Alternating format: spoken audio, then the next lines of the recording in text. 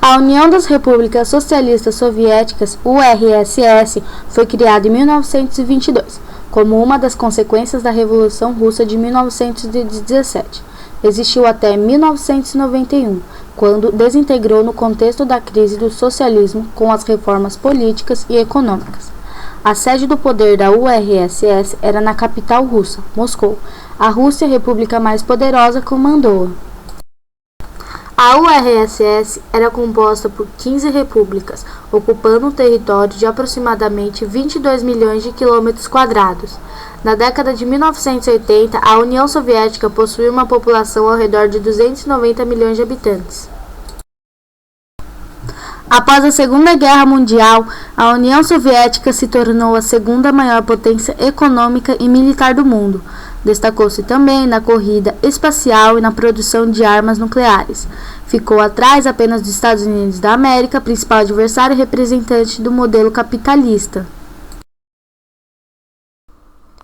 Esse desenvolvimento militar não foi, entretanto, acompanhado pela indústria de consumo civil, que na década de 70 se viu ultrapassado em qualidade e oferta pelos produtos do mundo capitalista ocidental.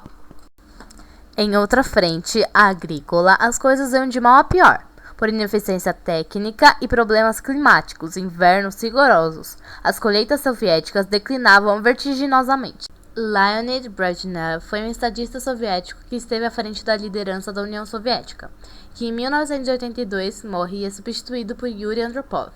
2 anos depois, Andropov também morre e é substituído por Konstantin Chernenko, que em menos de um ano também falece.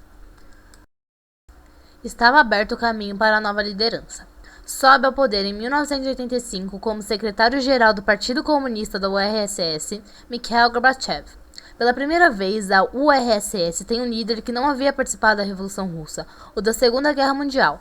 Alguém que havia feito carreira dentro das universidades soviéticas, que havia participado do governo como ministro da Agricultura e conhecia de perto os problemas que a URSS vinha enfrentando.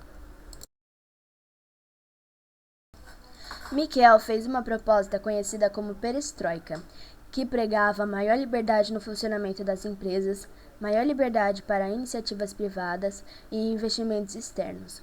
Como esta proposta não fez alterações, apesar de ser aplaudida pelos líderes do partido, ele tenta uma nova proposta, a Glasnost.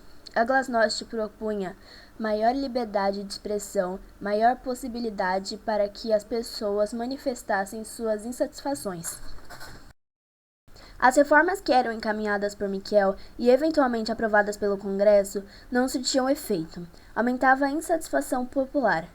Na véspera da votação de uma nova lei sobre a estrutura da federação, membros conservadores do Partido Comunista promovem um golpe contra Mikhail.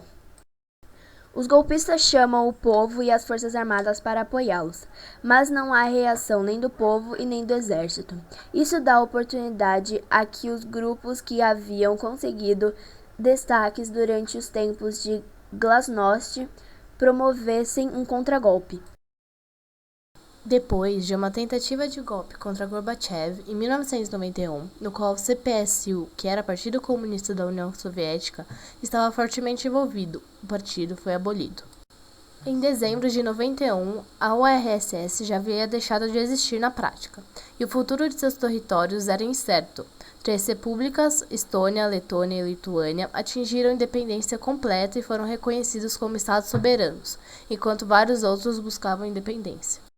Gorbachev discursou em agosto de 91 no parlamento e disse que a URSS se transformaria numa confederação, com o novo nome de União Livre de Repúblicas Soberanas. Esta união teria certo grau de integração em política externa, defesa e economia, mas as repúblicas não conseguiram chegar a um acordo. Antes mesmo de terem uma posição legal definida, as repúblicas começaram a agir como os estados soberanos e negociaram umas com as outras diretamente, excluindo o governo central do processo.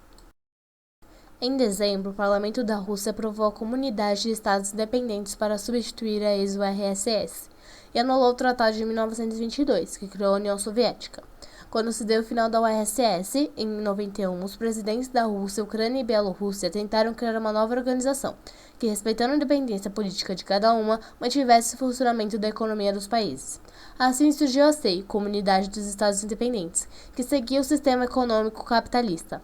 Essa organização recebeu a adesão relativamente rápida das outras repúblicas, compondo 12 países no final de 93. É claro que o sucesso da CEI dependia muito do crescimento econômico da Rússia, entretanto, não foi isso que se observou.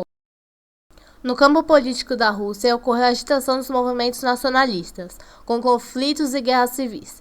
Esses problemas ainda persistem hoje, mas foram superados por uma questão mais séria: a crise econômica.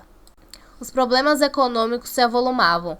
A desativação do sistema de produção socialista implicou o fim dos subsídios estatais e o fechamento de dezenas de empresas e fábricas. Algumas chegaram a ser dadas aos antigos funcionários. Os salários foram, no primeiro momento, desvalorizados pela inflação resultante da adequação da moeda russa às moedas internacionais. Uma característica desse primeiro momento das repúblicas independentes foi a perda de 40% de seu PIB. Sem dúvida alguma, as repúblicas da CEI, principalmente a Rússia, possuem enorme potencial em riquezas minerais para impulsionar seu crescimento, mas sua utilização sofre outra ameaça: a degradação ambiental. É sabido que a Sibéria possui vastas porções de seu território poluídas pelos métodos arcaicos de exploração. E entre o Cazaquistão e o Uzbequistão, os projetos de irrigação de plantas de algodão praticamente secaram o Mar de Aral. Nenhum país recentemente passou por uma transformação tão profunda e radical como a Rússia de hoje. Abandonou um regime político-econômico que perdurou por mais de 70 anos, o do socialismo, e lançou-se em reformas que visavam alterar sua própria essência. Adotaram como modelo o capitalismo, o Estado liberal ocidental, onde o intervencionismo se reduz ao mínimo e as propriedades estatais foram entregues ao controle e administração privados.